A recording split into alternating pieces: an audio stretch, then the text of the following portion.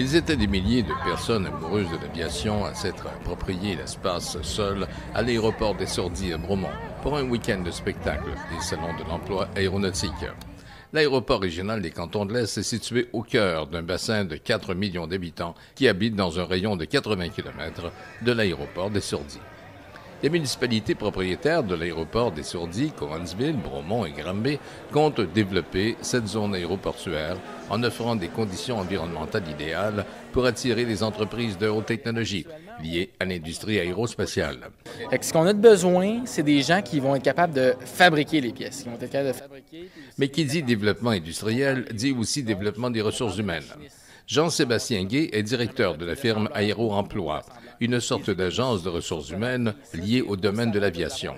Il est l'un des instigateurs de spectacles et salons emploi aériens. Ce week-end, il estime que les employeurs dans le domaine aéronautique seront à la recherche d'employés pour joindre leur ligne de production. Venir voir ça parce que ça va être des plus intéressants. Il y a une entreprise qui se spécialise principalement dans les jets, les avions d'affaires. Là, on peut, pour les yeux, là, pour le plaisir des gens, ça va être des plus intéressants à voir. Puis fait qu'autant on va avoir les meubles au niveau commercial, pour les avions commerciaux, que les meubles pour les jets privés. Même son de cloche de la part d'entreprises rencontrées au cœur du salon aérien. Si savoir dénicher la bonne main-d'œuvre est une étape en ressources humaines, la rétention de celle-ci est devenue le nerf de la guerre, nous dit Lucie Carrière de la firme Ressources Globales, spécialisée dans le recrutement de main-d'œuvre. La compétition, elle est extrêmement féroce actuellement. C'est certain que toutes les compagnies du secteur de l'aéronautique, on se bat pour avoir les meilleurs talents, pour aller chercher les meilleurs candidats. Puis ça va passer par l'image de la marque employeur, ça va passer par les conditions de travail, ça va passer aussi par les défis à l'intérieur de l'entreprise, ça va passer par les possibilités d'avancement au niveau de la carrière, mais c'est tout un défi actuellement. Ailleurs, au cœur même de l'industrie aéronautique, vivent des entreprises manufacturières de pièces d'aéronefs. Ces entreprises évoluent dans une niche hautement spécialisée et dont l'essentiel de leur réussite repose sur la main-d'œuvre qualifiée. Le mot d'ordre est de recruter dans les écoles. Michel Lessard. Jessica Roy. Alors, bonjour à vous deux. Bonjour. Bienvenue au salon. Merci. C'est le salon de l'emploi, puis la question qu'on se pose, qu'on s'est posée, c'est comment va la main-d'œuvre dans le domaine de l'aéronautique? Est-ce que c'est difficile à aller chercher? Est-ce que c'est difficile à retenir? Et quelles sont les meilleures conditions pour permettre aux gens qui viennent travailler dans ce milieu-là pour se faire voler, finalement, nos employés? Qu'est-ce que vous faites exactement pour retenir vos employés? Qu'est-ce que nous faisons pour retenir nos employés? On les traite du mieux qu'on peut. Ça, c'est bien certain. Mais pour attirer la main-d'œuvre aujourd'hui, le défi, c'est vraiment d'aller vers les écoles. C'est vraiment d'inciter les jeunes à aller vraiment à l'école, dans les métiers spécialisés, pour être en mesure vraiment d'avoir des emplois qui sont payants et qui sont hyper valorisants dans le secteur de l'aéronautique.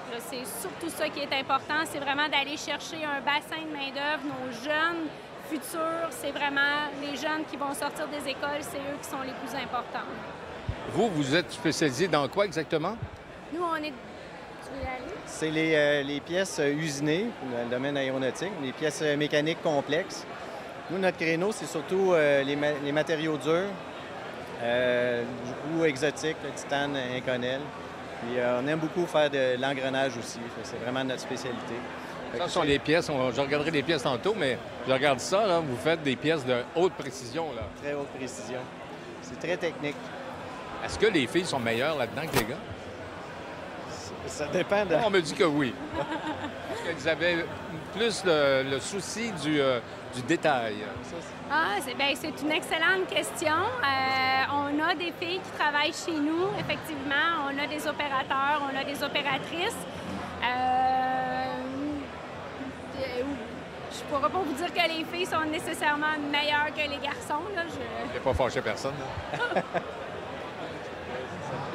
Bon, les chanceux, nous, dans notre entreprise, en tout cas, on a des personnes très consciencieuses, très précises, autant filles ou garçons, puis on l'apprécie beaucoup.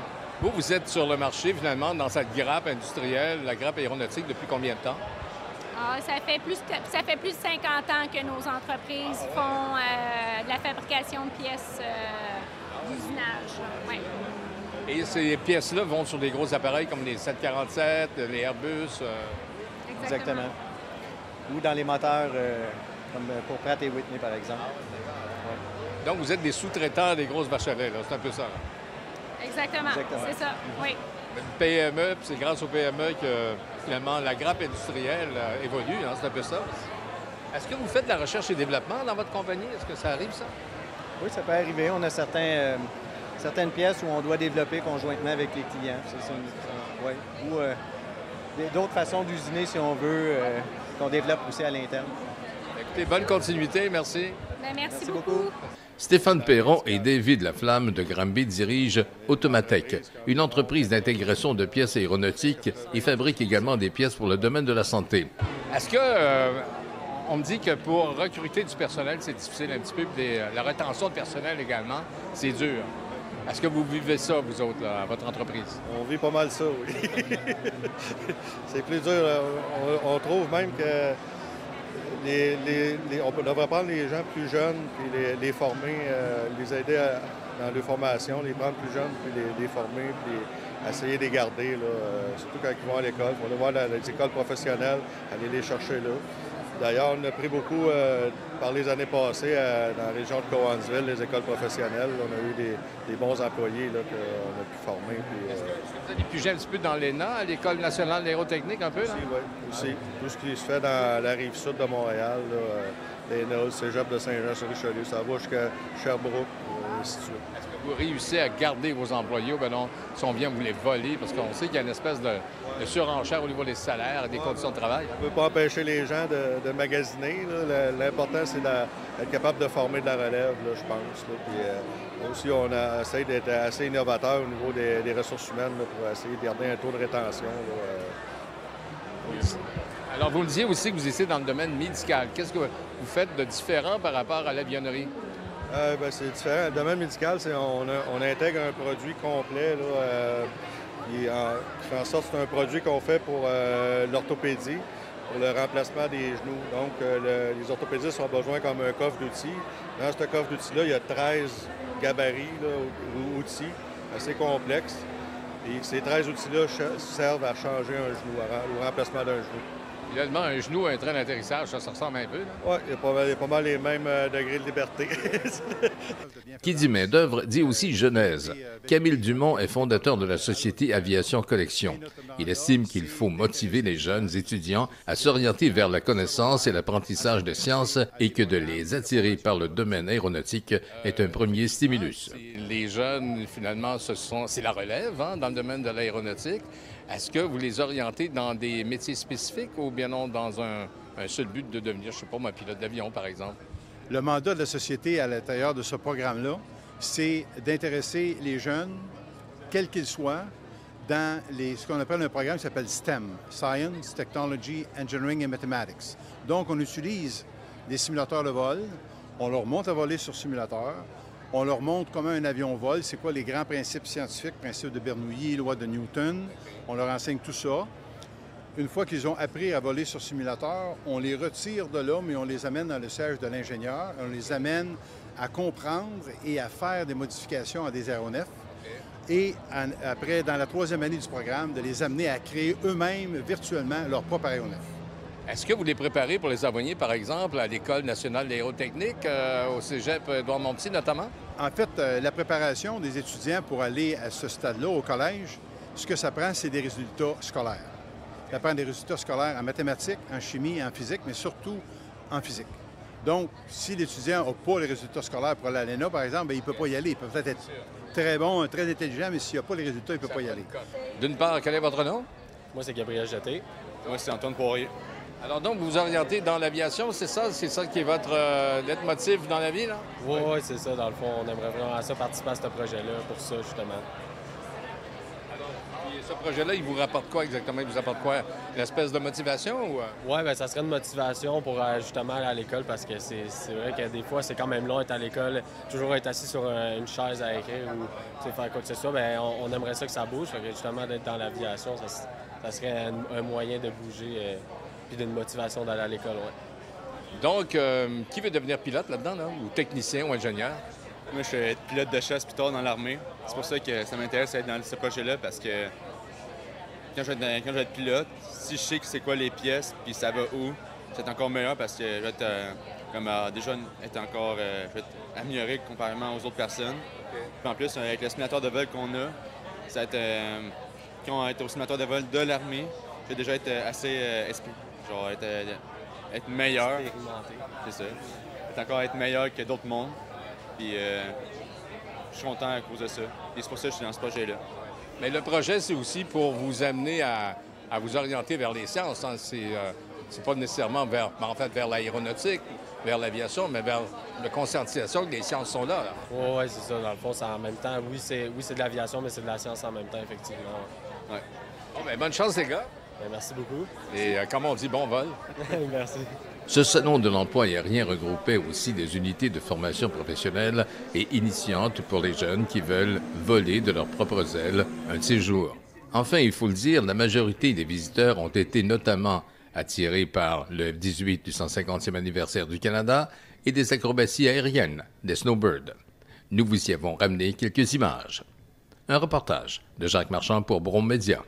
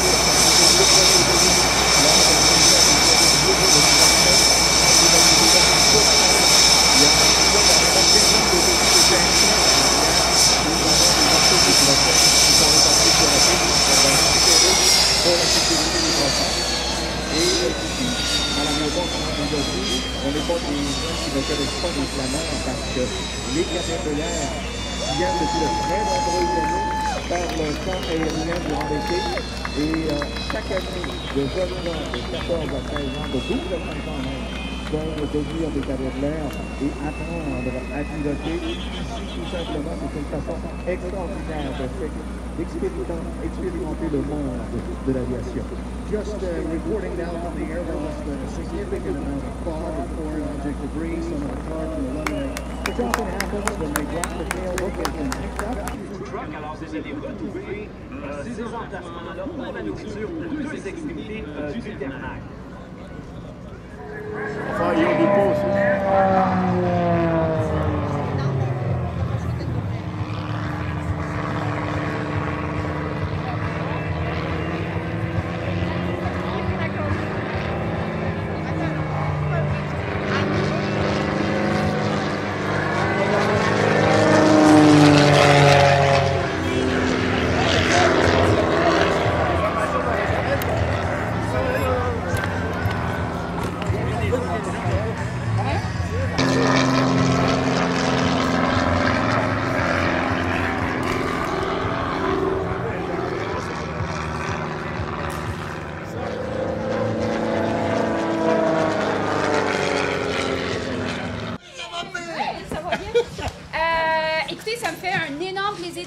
Moi, je suis lieutenant de vaisseau Michel Tremblay. Je suis originaire de Saint-Jean-sur-Richelieu. Alors, je suis contente d'être dans les cantons de l'Est de ma région. Et puis, je fais partie de l'équipe des Snowbirds des Forces canadiennes. Je suis l'officier des affaires publiques. Alors, je suis aussi leur porte-parole. Je vole avec eux. Je vole dans Snowbird 11. Je suis un passager dans le 11. Alors, on se promène de place en place partout en Amérique du Nord. Et puis, on est tellement fiers d'être ici au Québec. Nécessairement, mon chef d'équipe, qui est Snowbird 1, c'est Major Patrick Gobeil. Il vient du Saguenay. Alors, lui aussi, là, on est tellement content d'être ici et aussi de pouvoir parler en français. Puis de vous faire une superbe de performance, une démonstration aujourd'hui. Donc, vous allez voir 9 avions voler jusqu'à aussi près de 4 pieds de distance des ailes.